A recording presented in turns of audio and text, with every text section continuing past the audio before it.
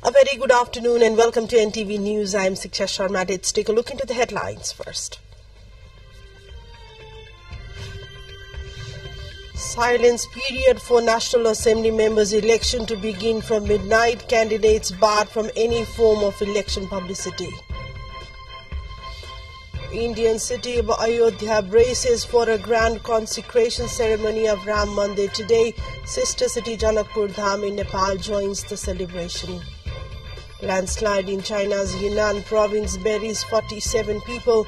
More than 500 evacuated as rescue works continue.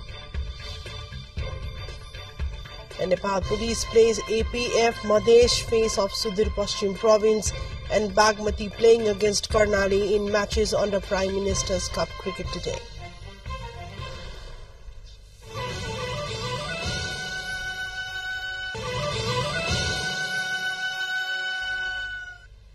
Welcome back to NTV News. Taking a look into DU News in detail now. The silence period for the election of members of National Assembly will commence from midnight today.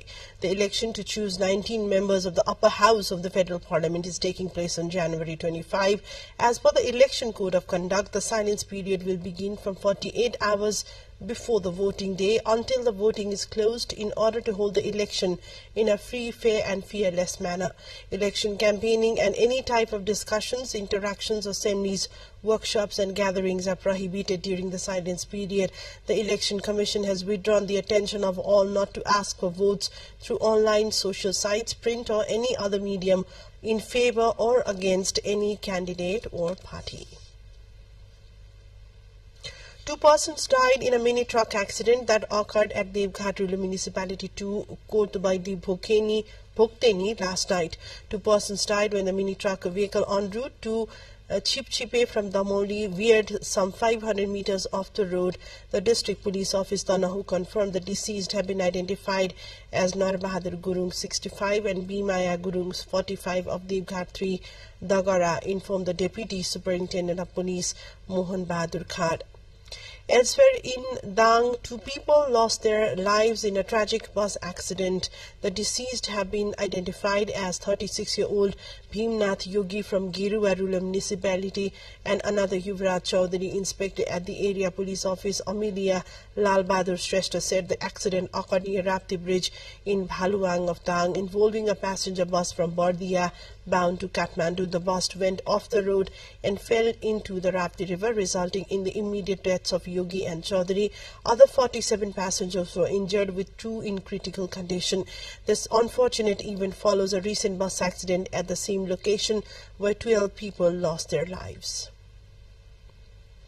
The secondary education examination SEE is scheduled from March 28 to April 9th. The National Examination Board finalized these dates in a meeting held yesterday. Board Chairman Dr. Mashram Sharma revealed that although the annual calendar for the board schedules exam from the first week of Chait to 3rd week of March, this year the board has opted to delay the exam dates by a few days due to Holi festival. Approximately 490,000 candidates have applied for SEE this year. The exam board has set a minimum 35% pass requirement for each subject. Additionally, the National Examination Board has opened applications for Class 12 regular exams and grade improvement for Class 11. Candidates must submit the exam forms, including late fees, by 27th of February, following the specified fee structure outlined by the board. Let's take a look into a short break here. More news follows up on the other side. To stay with us.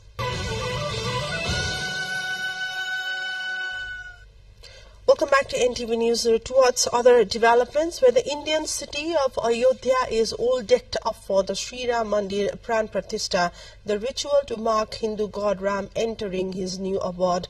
In few minutes from now, the Pran Pratishtha ceremony will be held at the auspicious hour of 12:20 p.m. India time. The Ram Temple Management Committee has received offerings such as 108-foot incense stick, a 2100 kilogram bell, a giant lamp weighing 1100 kg, gold footwear, and a 10-foot-high lock. Ahead of Pran Pratishtha ceremony of Ram Lalla in Ayodhya, security is heightened in the temple town for the event, which will be attended by nearly 8,000 VIP guests. Security has been increased at the Hanuman Gufa Chauraha in Ayodhya. The temple's intricate carving and beautiful architecture are showcased in all their glory. The atmosphere is filled with excitement and devotion as people from all over the country gather to witness the historic moment. Light and leisure shows are also being organized in some parts of Ayodhya. On the eve of the consecration ceremony of Lord Ram in the Indian city of Ayodhya, the maternal home of goddess Sita at Janakpur of Nepal is waiting with fanfare.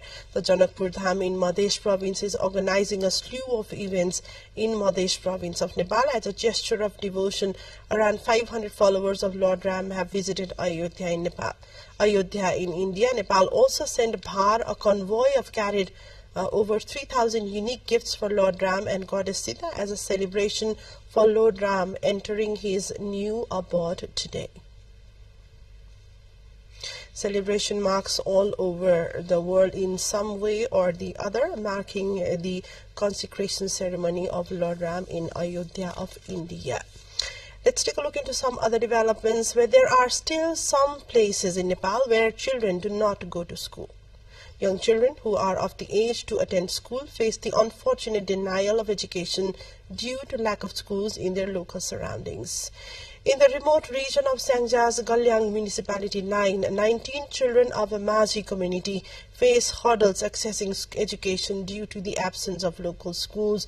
These little learners have to navigate treacherous terrain, including a rope bridge, to reach the nearest district Palpa to get access to educational facilities. Hence, they end up missing formal education and subsequently find themselves working around the Kaligandaki River, helping family with living chores. Sangja being a literally profound district with 82% literacy rate, the Majhi community neighborhood does not have learning facility there. Despite being granted citizenship 3 years ago, the Majhi community has seen no progress in establishing a local school. The lack of educational infrastructure in the area not only pose risk for the children but also contribute to a general unawareness among parents about the significance of education. Normal life in Madhya province has been affected from the biting cold in the past 3 weeks. The cold has badly affected life in the districts of Eastern Tarai. The locals said that livestock were also affected due to freezing cold and harsh winds coupled with thick fog. People's mobility has reduced in both city and rural areas in the district.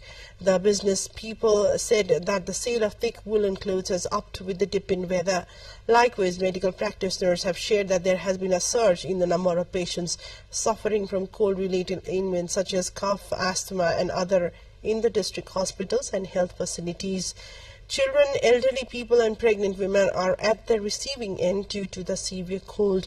The people in different places in the district are seen keeping themselves warm by burning fire in the open space, while some local levels are providing firewood for free and are distributing blankets and other warm clothes.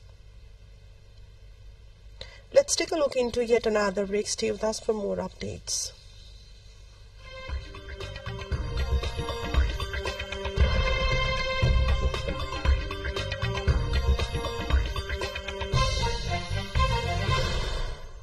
Welcome back to NTV News, taking a look into further developments in the international front to China, where 47 people were buried when a landslide struck a remote and mountainous part of southwestern China on Monday.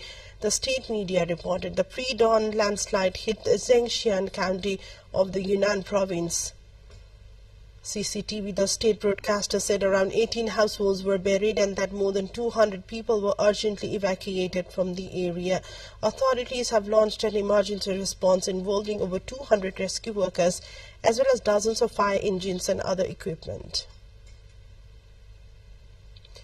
Police in Ecuador arrested 68 suspected members of a criminal group that tried to take control of a hospital in a town in Guayabas as the country wages a war on drugs, with thousands of military personnel deployed. Those detained were believed to be trying to rescue a colleague who were admitted to the hospital with injuries hours earlier. Firearms and drugs were also seized. Ecuadorian authorities have recently closed hundreds of such centers, essentially gang-run clandestine hospitals that officials say do not have proper facilities for patient care. Once considered a bastion of peace in Latin America, Ecuador has been plunged into crisis after years of expansion by transnational cartels that use its ports to ship drugs to the United States and Europe. Hundreds of thousands of people took to the streets across towns and cities in Germany to protest against the right-wing Alternative for Germany AfD party. On Sunday, rallies against the AfD were held in Berlin, Munich and Cologne, as well as in more traditional AfD voting strongholds in eastern Germany, such as Leipzig and Dresden. Demonstrators against the far-right party gained momentum after a January 10 report from investigative news website Corrective revealed that migration policies, including mass deportation of people of foreign origin, were discussed at a meeting of German right-wing extremists in Potsdam. Meanwhile, also in France, tens of thousands of people marched in the streets of cities across France on Sunday to call on President Emmanuel Macron not to sign into law tough new legislation on immigration that they say bears the footprint of the far right and betrays French values. The bill strengthens France's ability to deport foreigners considered undesirable and makes it tougher for foreigners to take advantage of social welfare, among other measures. A quick look into highlights of what's coming up next.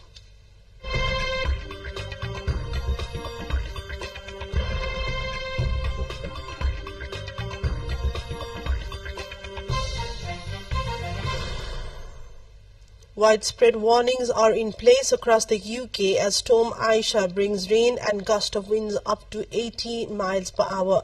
Amber weather warnings for wind are in force for much of England, Wales, Northern Ireland and Scotland. Yellow rain warnings are also in place in most of the areas. All Scottish trains after 7 have been cancelled and many services in England are being cancelled too. People have been warned there is a good chance of power cuts which could affect services such as mobile phone coverage. There is also risk to life in coastal areas from large waves and debris being blown inland. Storm Aisha is the 9th named storm since September and follows on from Storm Henk earlier this month. Palestinians ride donkey-pulled carts in Rafah in the Gaza Strip as they resort to animals for transportation amidst fuel shortage. The Palestinian Islamic Resistance Movement Hamas launched a surprise attack on Israel on October 7, firing thousands of rockets and infiltrating Israeli territory, to which Israel responded with massive airstrikes and punitive measures. This includes a siege in the enclave with supplies of water, electricity, fuel and other necessities being cut off. Meanwhile, Israeli Prime Minister Benjamin Netanyahu rejected conditions presented by Hamas to end the war and release hostages that would include Israel's complete withdrawal and leaving Hamas in power in Gaza. Time now for sports update.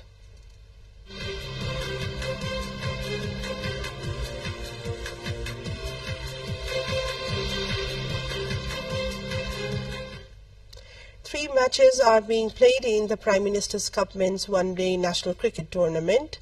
Undefeated Nepal Police Club NPC is playing against APF Club at the Siddhartha Cricket Ground. That is, the match is underway in Bhairava, while Madhesh Province and top place Sudir Pashchim are locking horns in the match underway at the TU Cricket Ground in Kirtipur. Also, match between Bagmati and Karnali provinces is underway at the Mulpani Cricket Ground. Earlier yesterday, Gandaki Province secured its first win in the tournament with an impressive all-round performance against the Koshi Province. In another match, Nepal Police beat Tribhuvan Army Club. This brings us to the end of the bulletin. To wrap up, a quick reminder of the headlines.